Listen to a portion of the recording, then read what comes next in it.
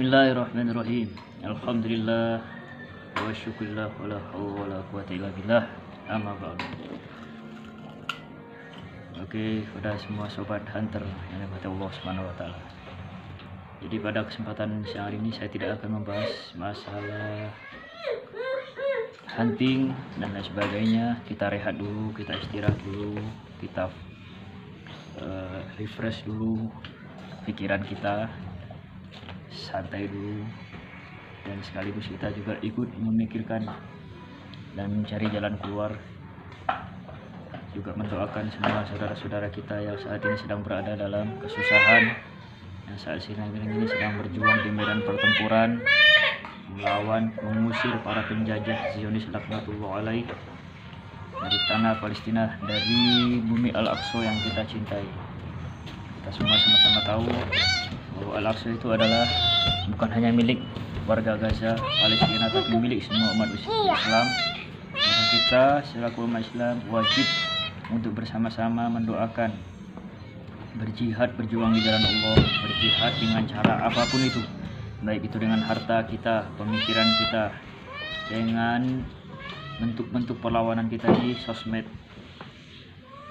Jadi kesempatan siang ini ya, tujuan saya buat video ini adalah untuk mereaksi sekaligus menjawab komen-komen konyol dari para orang-orang yang pro Zionis. Jadi ini ya, saya bisa bilang ini lucu, aneh, dan juga bisa bilang ini adalah sesuatu hal yang sangat bertentangan lah dengan syariat Islam gitu. Jadi saya akan mereaksi video di satu video saja dulu di CNN Indonesia ya. Itu judulnya MUI keluarkan fatwa haram produk terafiliasi Israel. Maksudnya adalah MUI sudah memfatwakan bagi kita semua haram menggunakan produk-produk yang terafiliasi atau bekerja sama dengan Israel laknatullah alaih. Kita akan lihat bagaimana ini komen-komennya. Biasanya banyak komen-komen dari Yahudi pes yang lucu, kocak-kocak ya. Nah ini satu nih dari enggak jelas tulisannya nih, agak entah apa ini, akunnya akun bodong juga. Dia berkomen nih, ini saya rasa komennya lucu ini ya. Tolong MUI mengeluarkan daftar produk-produk yang berafiliasi dengan Israel agar umat tahu dan tidak melanggar yang akan mengakibatkan umat masuk ke dalam neraka jahanam. Jika tidak secepatnya mengumumkan daftar produk-produk haram tersebut, dikhawatirkan jika ada umat yang mati besok pagi bisa masuk ke dalam neraka jahanam karena masih menggunakan produk Israel.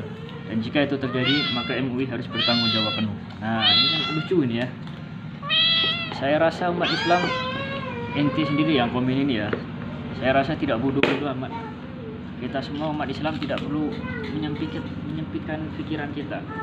Tidak perlu kita mencari alasan untuk mendukung Zionis, mendukung Israel dengan alasan 1000 alasan seperti salah satu contoh ini. MUI harus mengeluarkan daftar produk apa saja yang harus diboikot atau tidak boleh kita gunakan. Jadi zaman sekarang kan sudah canggih ya. Ada di YouTube pun sudah banyak dibikin video-video tentang rilis data-data barang apa saja, produk apa saja yang harus kita boikot, yang terafiliasi dengan perusahaan-perusahaan Israel gitu ya. Jadi tidak perlulah banyak tanya, jangan seperti Bani Israel.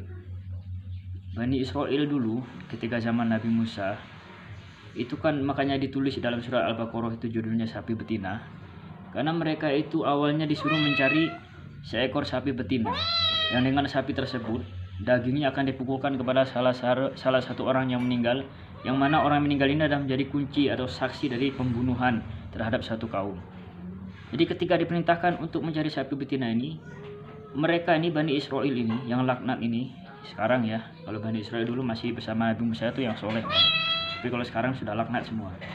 Itu mereka banyak tanya sebenarnya. Jadi ketika disuruh cari sapi betina itu konyol pertanyaan mereka. Terus sapi betina, kalau kami disuruh cari sapi betina yang warnanya apa? Itu yang pertama. Sudah dijelaskan warnanya ini, yang tanduknya berapa? Ya sapi tanduknya 2. Ya, sapi betina ya kan. Yang jumlah anunya itu berapa? Mimiknya berapa? Kan konyol ini. Ya sama lah seperti netizen pro-pro Zionis Yahudi Israel. Mereka bikin komen seperti itu. Tujuannya yang pertama untuk menyudutkan MUI. Yang kedua untuk mengejek umat Islam karena sesungguhnya ini orang bukan orang Islam. Dan yang ketiga adalah untuk menekan kita secara pemikiran. Bagi orang-orang yang pikirannya sempit akan langsung percaya, akan langsung bersependapat dengan orang gila ini. Tapi kalau saya pribadi tidak sependapat. Karena kita bangsa yang cerdas. Zaman pun zaman teknologi yang canggih sekarang. Tinggal cari aja di YouTube barang-barang yang terafiliasi dengan produk Israel. Gampang kan? Gak perlu tanya-tanya ke MUI. Walaupun MUI umumkan sekalipun juga, daftar sebegitu banyaknya yang sudah masuk ke Indonesia ini gak ada gunanya kalau menurut saya. Kalau memang ada niat mau meninggalkan, Anda akan cari sendiri, tidak perlu menyudutkan orang lain begitu. Itu ya. Ini lucu nih. Kemudian lagi ini alhamdulillah akhirnya MUI mengeluarkan fatwa yang menyatukan umat Islam untuk mendukung dan membantu perjuangan rakyat Palestina. Alhamdulillah. Yaitu tujuan kita memboikot produk-produk Israel memang adalah untuk melemahkan daripada kekuatan si Zionis ini. Karena kalau produknya sudah tidak laku lagi, maka otomatis secara perekonomian mereka akan lumpuh. Kalau sudah lumpuh, mereka tidak akan ada pendanaan untuk membeli senjata-senjata yang nantinya akan digunakan untuk membunuh saudara-saudara kita. Kemudian lagi masih ada yang lucu lagi tadi.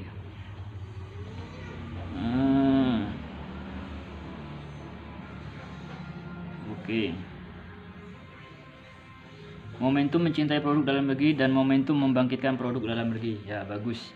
Dengan demikian, maka kalau kita sudah boikot nih produk-produk Unilever, produk-produk Amerika Serikat dengan bajingan-bajingan yang ada di belakangnya itu, maka itu akan mendongkrak popularitas daripada produk-produk dalam negeri dan akan lebih diminati terutama oleh anak-anak dalam negeri. Dan bisa jadi produk dalam negeri ini akan diminati oleh orang asing. Karena orang di luar negeri pun sekarang sudah banyak yang memboikot produk-produk yang berafiliasi dengan Israel itu.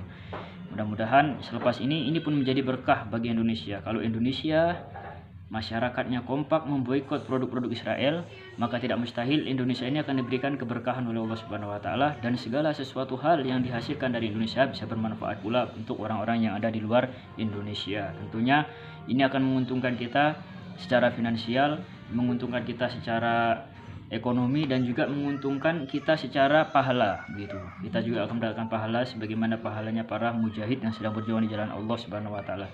Dan lebih baiknya lagi, lebih utama lagi kalau Indonesia menjadi negara yang makmur, kita bisa membantu saudara-saudara kita di Palestina sebagai bentuk rasa cinta kita. Jadi ini pun suatu ajakan lah, himbauan kepada saya. Kalau kita mengirimkan bantuan ke Palestina, janganlah kita jadikan itu sebagai suatu sedekah, tapi jadikan itu sebagai suatu hadiah terbaik kita untuk mereka, sebagai tanda sayang kita, tanda cinta kita kepada mereka. Bukan karena kita kasihan, bukan karena kita itu istilahnya menganggap mereka itu dalam kesusahan ya, menganggap mereka itu aduh kasihan, ini perlu dibantu begini, enggak, tapi karena rasa cinta kita. Sekalipun tidak ada musibah, sekalipun tidak ada peperangan seperti ini, kita akan tetap membantu mereka. Karena di sana banyak sekali anak-anak yatim, anak piatu, anak yatim piatu, bahkan ada anak-anak yang sudah cacat terkena bom. Ya, orang-orang tua yang memiliki hati peri kemanusiaan dalam dirinya, mereka pasti akan memikirkan bagaimanakah seandainya kalau hal itu terjadi pada kita. Begitu. Dan alhamdulillahnya Allah masih memberikan keberkahan dalam negeri ini, maka jangan sia-siakan keberkahan yang Allah anugerahkan kepada kita di Indonesia ini. Kita harus bantu saudara-saudara kita, karena dalam Al-Quran pun kan dijelaskan itu dalam surat Al-Isra ya, kan sudah dijelaskan bagaimana kalau seandainya kita berbuat baik, itu sesungguhnya kita berbuat baik untuk diri kita sendiri. Kalau kita berbuat zolim, maka kezoliman itu akan kembali pada diri kita sendiri. Itu khusus untuk Bani Israel sebenarnya, tapi umumnya itu bisa dijadikan amalan bagi kita semua, bahwa kebaikan yang kita lakukan akan kembali pada kita, begitupun sebaliknya. Kemudian ini ada satu lagi, alhamdulillah fatwa sudah dikeluarkan, tetapi tolong MUI umumkan juga list barang alternatifnya untuk orang yang tinggal di kota. Gampang dan mudah banget menemukan produk alternatif, tapi bagaimana untuk orang yang tinggal di kampung? Jika ada list produknya, lebih mudah bagi orang yang di kampung untuk beli produk non-Israel. Di kampung ya, ini saya tinggal di kampung ya, di desa. Jadi di kampung dan di desa ini justru lebih mudah mencari produk yang mana itu produk Israel ataupun yang mana produk yang bukan Israel. Karena kebutuhan orang di kampung ini tidak sebanyak yang di kota. Jadi apa yang digunakan oleh terutama ibu-ibu, mulai dari alat kosmetik, mulai dari alat perawatan bayi, alat-alat dapur, itu semuanya sudah bisa dihandle. Kami sudah tahu dan saya tidak mungkin sebutkan di sini listnya karena takutnya nanti ada yang menuntut begitu. Satu perusahaan kalau saya katakan ini tidak boleh, nanti ada yang menuntut. Itu takutnya ya. karena saya adalah orang awam. Itu kalau orang awam tidak punya kekuatan akan mudah digugat gitu. Tapi kalau MUI yang keluarkan fatwa tidak ada yang berani menuntut, perusahaan mana yang berani menuntut kan ya. Kemudian nanti saya carikan lagi, ini biasanya ada yang konyol nih.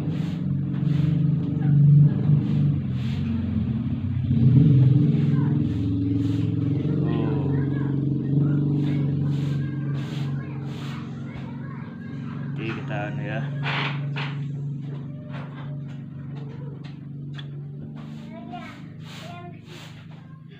Nah, nih bagi netizen yang menyalahkan fatwa ini berarti kalian bukanlah orang yang berpikir ke depan untuk negara ini. Ini momentum yang sangat baik sekali, mendayung 2/3 pulau terlampaui.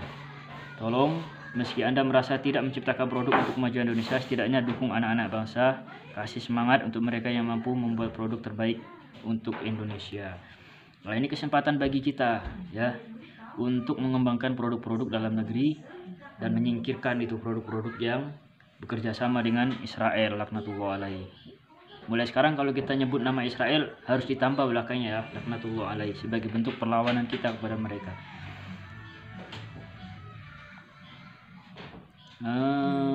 Masya Allah ya. Jadi di sini rata-rata bagus ya, rata-rata yang komen ini orang yang bagus-bagus semua, tidak ada Zionis pesek di sini kayaknya. Gitu ya. Ini dia, ini ada satu dari Zionis pesek ya. Enggak sekalian teknologinya Pak, biar bangsa ini kembali ke zaman batu. Kalau teknologinya diboikot saya dukung Pak, biar Bani Kadrun nggak ada yang bacot di sini. Satu nih ya, Zionis pesek ini, namanya Sobat Dolan 7082. Mudah-mudahan Sobat Dolan pokok ini nonton ya video saya. Jadi gini, kalau ada yang mengatakan kenapa kita kalau memang mau boikot produk Israel, kita boikot sekalian teknologinya, kita boikot HP-nya, kita nggak usah pakai aplikasinya, Facebook, YouTube, TikTok, Instagram, semuanya nggak usah kita pakai, kita balik ke zaman batu. Ini pemikiran orang yang tolol, yang bego, dan juga orang yang tidak akalnya itu sudah tidak sehat, atau barangkali orang ini memang sengaja. Dia tahu sebenarnya, tapi dia sengaja untuk mengadu domba umat muslim ini agar sepemikiran dengan dia. Tapi kita umat Islam ini rata-rata kan cerdas. Jadi ya saudaraku, di sini pendapat saya pribadi adalah segala suatu hal yang berhubungan dengan senjata yang bisa kita gunakan untuk mengadakan perlawanan kepada musuh-musuh Allah itu boleh kita gunakan. Ya, kita boleh memboleh produk dari Israel dengan tujuan untuk menyerang mereka. Satu misal, Indonesia membeli pesawat dari Amerika, membeli rudal dari Amerika, bahkan membeli nuklir sekalipun dari Amerika, itu boleh. Simpan di Indonesia. Nanti kalau ada peperangan dengan mereka, kita gunakan senjata yang kita beli dari mereka ini untuk menyerang mereka. Begitupun dengan ini, HP. HP ini adalah senjata bagi kita sekarang. Ya, memang kita beli produk dari mereka nih. Tapi HP ini bisa kita gunakan untuk mengadakan perlawanan terhadap mereka. Jadi kita gunakan Facebook, kita gunakan YouTube, kita gunakan Instagram, kita gunakan TikTok untuk mengadakan perlawanan terhadap mereka, untuk menyusahkan mereka. Bahkan dengan media ini, banyak hacker-hacker yang bisa untuk menghack, meretas daripada situs-situs mereka, akun-akun mereka. Bahkan Iron Dome sendiri pun bisa mereka retas sehingga wacar kacir, sehingga error, sehingga malfungsi akhirnya, menghantam negara mereka sendiri. Kan bermanfaat. Jadi barang-barang ini yang berupa senjata itu tidak perlu kita boikot. kita beli ini dari mereka tujuannya adalah untuk menyerang mereka sewaktu-waktu mereka menyerang kita. Jadi kita ini sudah perang secara teknologi. Kalau kita perang secara teknologi, ya kita harus gunakan teknologi juga. Kalau kita tidak gunakan teknologi mereka, kita kalah. Maka otak ini harus dijalankan, pikiran itu harus dijalankan, jangan dibuntukan, jangan disesatkan sendiri. Itu bego namanya. Ya. Ini untuk saja. Kadang-kadang saya kalau baca komen-komen Yahudi pesek di sini nih, gemes saya. Seandainya ada terjadi perang agama, ya maaf saja ya. Saya tidak bilang Kristen ya. Yahudi pesek dengan umat Islam, saya tidak akan pandang bulu. Selagi bukan anak-anak, wanita dan orang tua serta yang menderita cacat, mungkin kan saya bantai semua tuh. Ya. Terutamanya tentara-tentaranya itu. Dan begitu. Kalau memang ada perang agama, tapi ini kan bukan perang agama. Dan kita harapkan kalaupun ada perang dunia ketiga itu nggak sampai ke Indonesia. Biar negara Indonesia ini menjadi negara yang makmur, yang damai, sentosa, yang bisa menjadi rujukan bagi negara-negara lain untuk mewujudkan kehidupan yang damai sejahtera. Tapi kalau seandainya Zionis pesek ini tidak juga berhenti, justru mereka inilah yang akhirnya nanti akan menjadikan benturan-benturan. Karena kalau kita lihat dari komen-komen mereka di setiap YouTube yang kita tonton, saudara-saudara sendiri bisa perhatikan. Kalau yang komen Zionis pesek itu rata-rata mereka pro Israel, dan mereka semua pasti akan menganggap kita ini atau akan mengatakan kita ini sebagai kadrun gitu. Kadal gurun kata mereka. Nah, sekarang kan logika nih.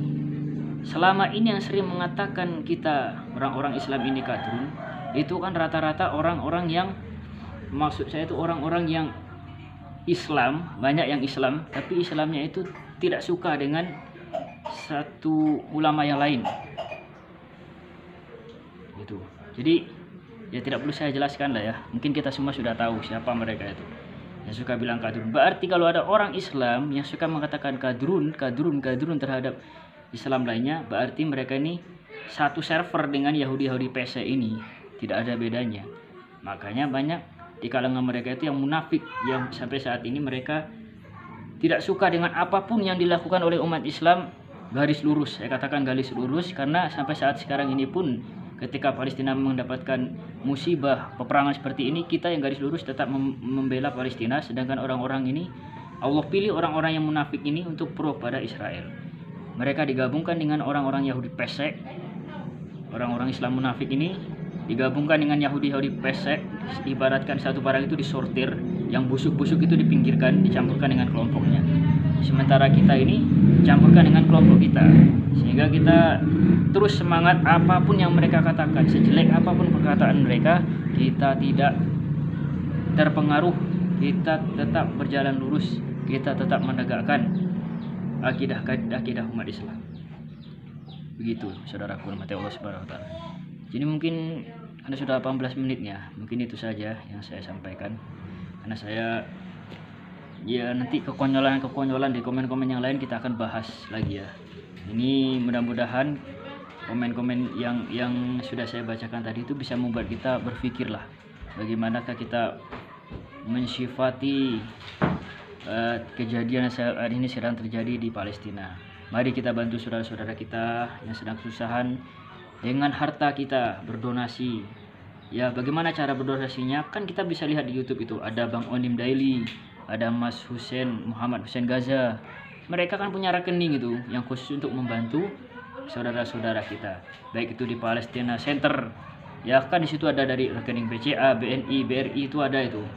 Dan marilah kita berdonasi semampu kita. Jika perlu penghasilan kita per bulan itu kita potong berapa persen gitu kan, kita khususkan untuk membantu saudara-saudara kita yang ada di Palestina. Dengan kita memberikan hadiah kepada mereka tidak akan membuat kita miskin. Percayalah, justru hidup kita akan diberikan keberkahan oleh Allah Subhanahu wa taala, rezeki kita akan berlipat-lipat. Ya. Jadi mungkin itu saja yang saya sampaikan. Mudah-mudahan ini bisa menginspirasi kita semua ke depannya agar menjadi umat yang lebih cerdas, tidak mudah diadu domba oleh para Yahudi pesek dan umat Islam yang munafik, yang satu server dengan Yahudi pesek. Mudah-mudahan kita bisa menghancurkan sehancur-hancurnya kezaliman di muka bumi ini. Assalamualaikum warahmatullahi wabarakatuh.